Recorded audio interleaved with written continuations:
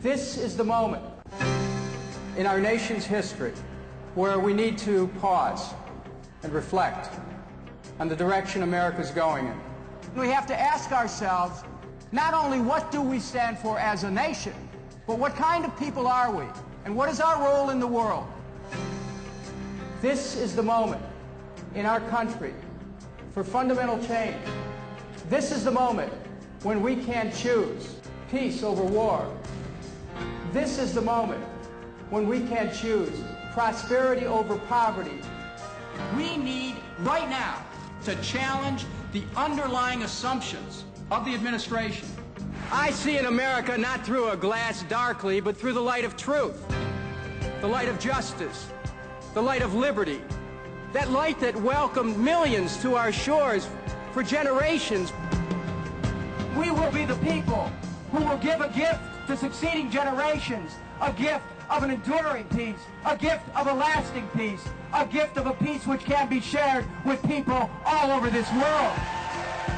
This is the moment where we can choose an America which regains its role as the shining city on a hill, as the city of light, as the city of possibilities, as the city of morality, as the city of justice, as the city of peace.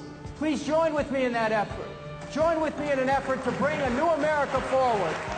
It only requires the action of our vision, of our heart, of our desire. Thank you very much.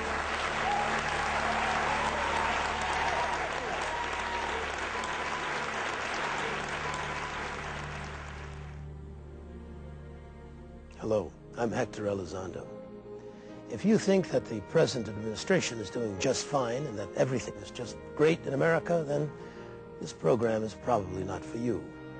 But if you're like me and countless millions of Americans who are deeply concerned about the direction this administration is taking our nation, if you're worried about the kind of country we're becoming, then we need to talk. Like you, over the past several months, I've become more and more worried, even angry about the actions taken on our behalf by the current administration. My friends, my family, the people I work with, we've all looked at each other and wondered, how did it come to this? How did the America we love and are so proud of, the America we grew up in, the America our parents and grandparents fought and died to protect, how did it change so dramatically? And where are the voices that would speak for us and against this onslaught? Where is someone in politics who has the guts to tell the truth and the courage to express the vision of a different kind of future for America? Well, not long ago, I started to hear about a congressman from Ohio who was speaking up, who was taking a stand against the madness, who was offering a different vision for America. His name was Dennis Kucinich. I went to his website, read his speeches, and I was encouraged. Then I went to hear him in person, and I was inspired. And I thought, now here is a man who needs to be listened to, with a message that desperately needs to be heard. Our nation must take steps to make sure that we institutionalize the opportunity for peaceful discourse in our society. It is time. In my world, there are two kinds of people. People who now believe we can actually change the direction of this country, and people who have not met Dennis Kucinich yet. It's important for the United States to confirm officially our connection to nature by participating in the Kyoto Climate Change Treaty. I think he makes people feel like he's really talking to them. I think that's very important in America, that we have a campaign where the candidates actually ask what the people need, and I think that's what he's doing here. I, Dennis Kucinich. Dennis Kucinich. Dennis Kucinich is a four-term congressman from the heart of Middle America, the 10th district in Ohio. Stop this war! Stop this war! He's the only presidential candidate who rallied opposition to the illegal war in Iraq. America has money to blow up the bridges over Tigris and Euphrates, but no money to rebuild our bridges here at home. His life reads like a profile in courage. In the 1970s, as the youngest mayor ever of a major city, Dennis bravely said no to an Enron-style takeover of Cleveland's city-owned power company, Muni Light. When my moment came, when my test came, the test of whether the public interest is going to be defended against corporate power which doesn't care about people. I took a stand, and I passed that test. And I said no to the sale of our municipal electric system. In retaliation, major banks, which were interlocked with the private utility that would have become a monopoly by seizing Munilight, drove the city into default. Dennis's political career was derailed. Later on, Dennis was vindicated for resisting a corporate power grab and saving Cleveland residents hundreds of millions of dollars on their electric bills. He said, you know what? I'll take a risk on my political career because I believe this is important. And with the test of time, he was right. Munilight is an important part of our fabric of our economic opportunities here in this community. He has done so much for the people, so much for the people. Not just saving the Munilight, which put a dent in his career, and people found out he was right, but he came back as a congressman and he saved the steel mills. He saved jobs at the hospital. So, I mean, his grassroots are from the neighborhood. My politics literally came right from the streets of this community and of others like it. There's tens of thousands of neighborhoods just like this across America, and those are neighborhoods I can relate to. Those are neighborhoods that are just like the ones that I've lived in. Okay, tell the family I said hello, okay? Hi, how are you? These are the people I carry in my heart. When I'm in Washington making decisions, these are the people I'm thinking about. And I feel responsible for conditions. If someone's hungry, well, that's somebody in my family's hungry. If someone's out of a job, someone in my family's out of work. If someone needs health care, well, that's somebody in my family needs health care. And in each case, I feel this personal sense of obligation to try to be of help. Well, I'm there for you. And you know, that's really what it means to be connected to community. That's really what it means to remember where you come from. He didn't have a lot to start out with except the love of his family, and he built upon that, and he hasn't forgotten the experiences that he had to overcome. My father was a veteran of World War II. He and my mother raised 7 children. They never owned a home. The kids came so fast that they never really had a chance to get stabilized financially. And so we moved from place to place. So much so that by the time that I was 17 years old, we had lived in about 21 different places, including a couple cars. If you're born as he was in a working class family, he realizes the ups and downs of working people. He came from humble beginnings, and his family was not wealthy at all, so he worked for everything that he got, and he always worked hard. One knew at an early age that Dennis was going to do something. They told him he couldn't save the Munilight. They told him he couldn't save St. Michael's Hospital. They told him he couldn't save the steel mills and all the jobs that go with them. They told him he couldn't beat a Republican for state senate. They told him he couldn't beat a Republican for Congress. They told him he didn't have a chance at any of these things. Well, guess what? It worked out a lot different, didn't it?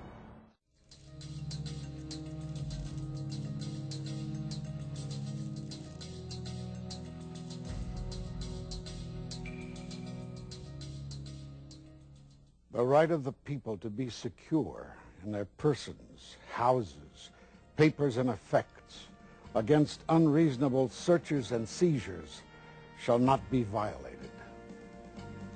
This is from the 4th Amendment to the Constitution. The framers wanted to protect individual citizens against the possible abuses of a strong central government. So they added these 10 amendments, which they called the Bill of Rights. For more than 225 years, this is what has made America, America.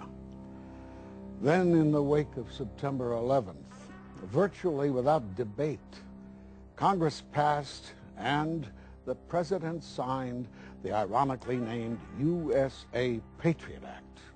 And with the stroke of a pen, more than 2 centuries of constitutional protections were swept away.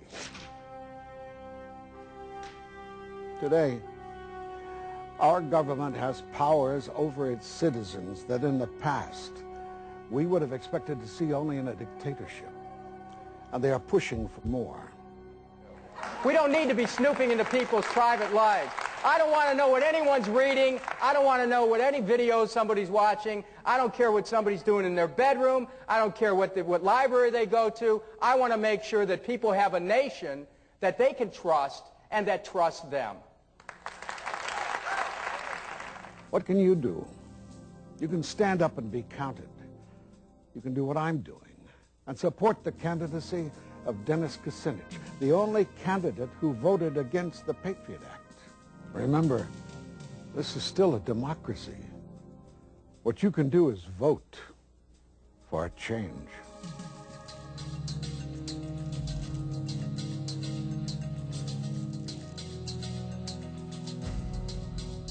I support a woman's right to choose. I believe that it's not simply about the right to choose, but it's about a woman's role in society as being free and having agency and having the ability to make her own decisions. That a woman can't be free unless she has this right. Now, I wasn't always there, but I got there with the help of a lot of women who opened up their hearts and explained to me that you ought to listen to this and you ought to be ready to take a stand on this. And so I want to work to make abortions less necessary. That means sex education and birth control. I want to work to make sure that when life is brought forward, that we have prenatal care and postnatal care and child care and universal health care and a living wage.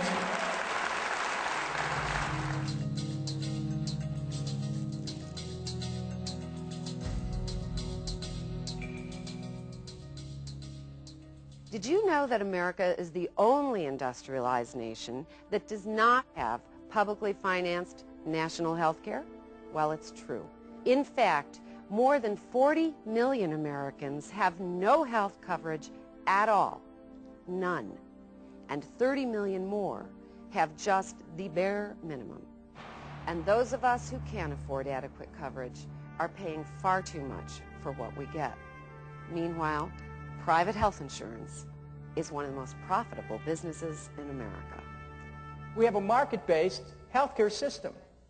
And so if you can afford it, you can get the care. But if you can't afford it, you don't get the care. And more Americans, especially Americans who do work, are finding that they don't have the coverage which can get them the care they need.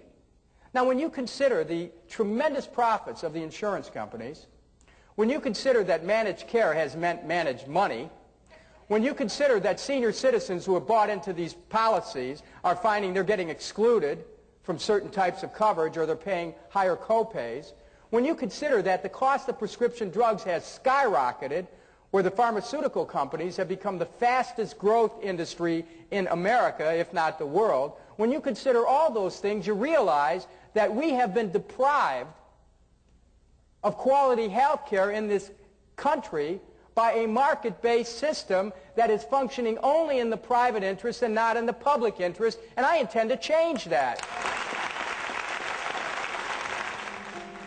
This is not just a national crisis. This is a national disgrace because we deserve better. We deserve it, and we can have it. What can you do? You can support the candidacy of Dennis Kucinich. He is the only candidate with a plan for fully paid national health insurance for all. And oh yes, you can vote for a change.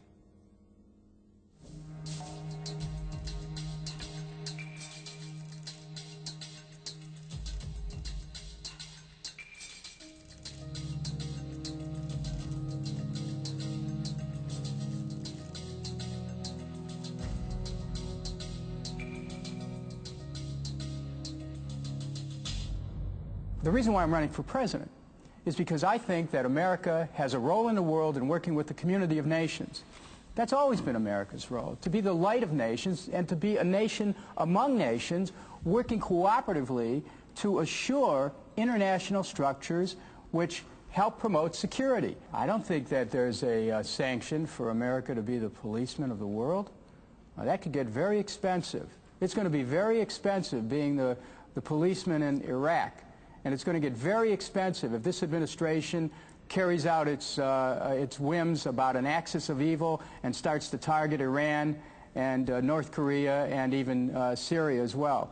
We are making this world more dangerous, and actually we're making this country more dangerous, because as America goes around the world seeking for new dragons to slay, there's going to be more and more of a risk in our own country for terrorism. I've said on the floor of the House that every dime that we spent, or every dollar we spent in Iraq, we're going to have to spend $2 later on for security in this country. We can achieve international security working with the world community. And I think that when you understand that after 9/11, we have the sympathies of the world, it just doesn't make sense that we would go on our own, attack Iraq, which had nothing to do with 9/11, and then find ourselves in a position where we're going to have to pay dearly for years to come in order to maintain a presence in that region.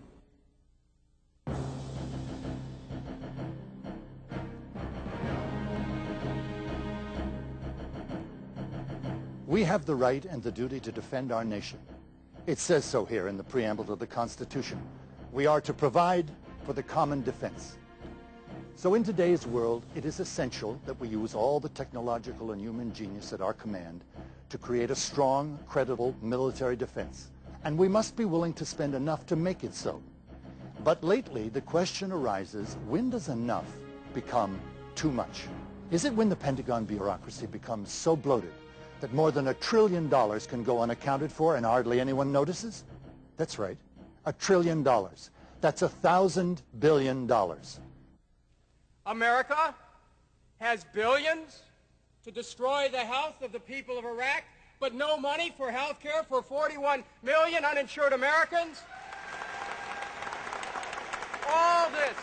All this in the name of eliminating phantom weapons of mass destruction. Mr. President, joblessness is a weapon of mass destruction. Poverty is a weapon of mass destruction.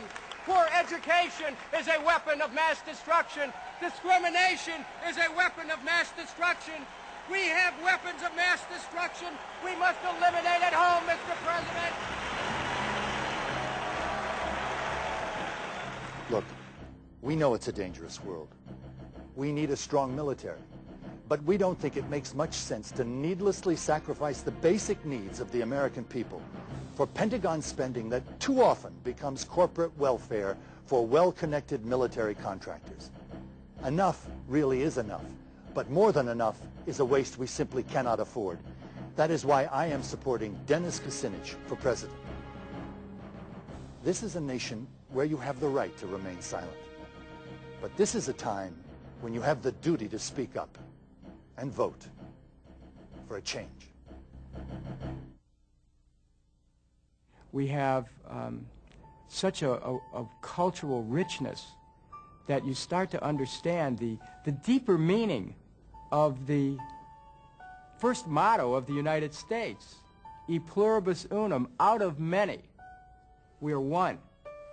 And it's that oneness in which we find strength in our communities and in our nation. And as I aspire to be the leader of the American community, I want to emphasize the beauty of that diversity, and at the same time how out of many we are one.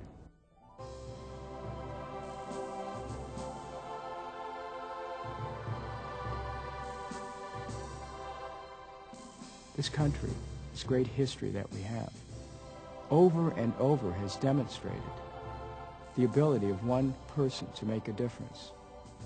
And I would suggest that that one person is you, and it's you, and it's you, and all of us are needed in this common enterprise we call democracy to try to create an American community which really responds to people's aspirations for a better life.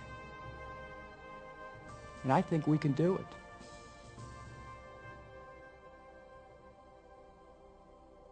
When our grandchildren ask us about this time, about our time right now, and they'll know we had the chance to make a real difference, and they ask us what we did or didn't do to change our direction, what are you going to be able to say to them? Well, we have to say, I'm sorry? Or will we say, you're welcome?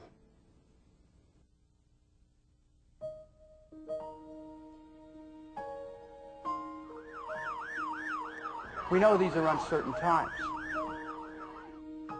But we also know that this country was brought together by visionaries and by courageous people. We're the heirs of that tradition. And we need to insist on the power of our own humanity to change the outcome. We need to celebrate our ability to make a difference. This is a moment to transform our nation from a nation which appears bent on war to a nation which can fulfill the dreams of millions of Americans and of millions of people around the world, to be the light of the world, to be the conscience of the world, to be the life of the world.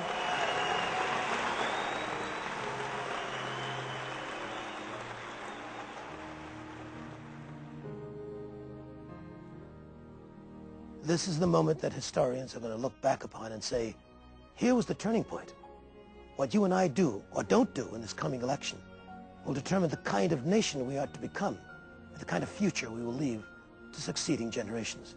I've heard so many young people say, you know what, here is a candidate with integrity, who speaks the truth, and we haven't heard that, and we really want to get involved. So inspiring to hear someone say all the things that are deep in my heart, that are the yearning for the things that I want this country to be.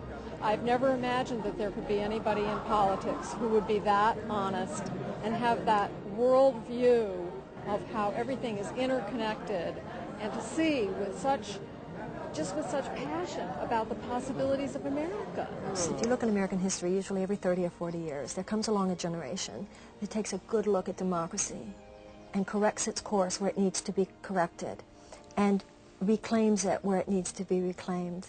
And I think that this is one of those times. I've traveled this country in the last year, and I've heard the American people respond to the themes that I've talked about here. I come from the heart of America in Cleveland, Ohio. The constituency I have is a constituency which is much like that throughout the country.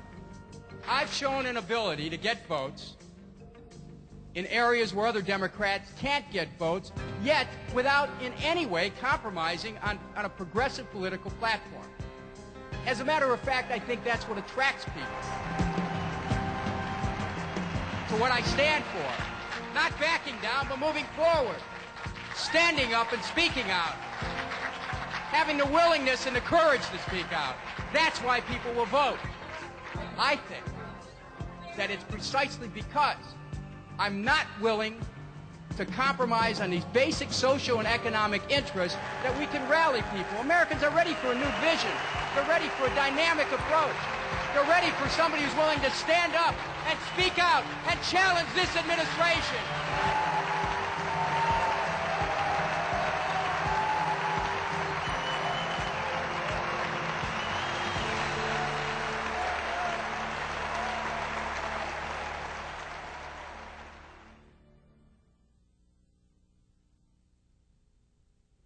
I want to thank all those of you who, from across the country, have helped our campaign emerge, because what you represent, each and every one of you, is this kind of yearning, which we all have for a nation we can call our own.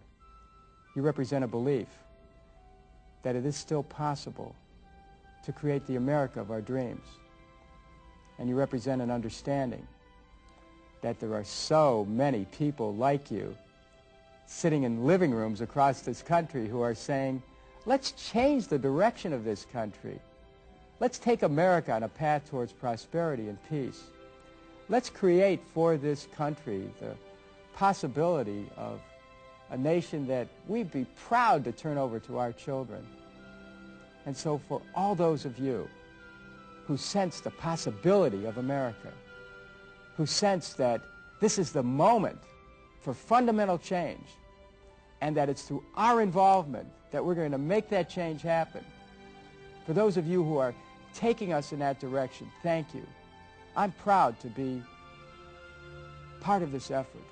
I'm proud to have my candidacy be the vehicle by which we can move towards a better direction for our country. Now is the time. This is the moment, and we can do it.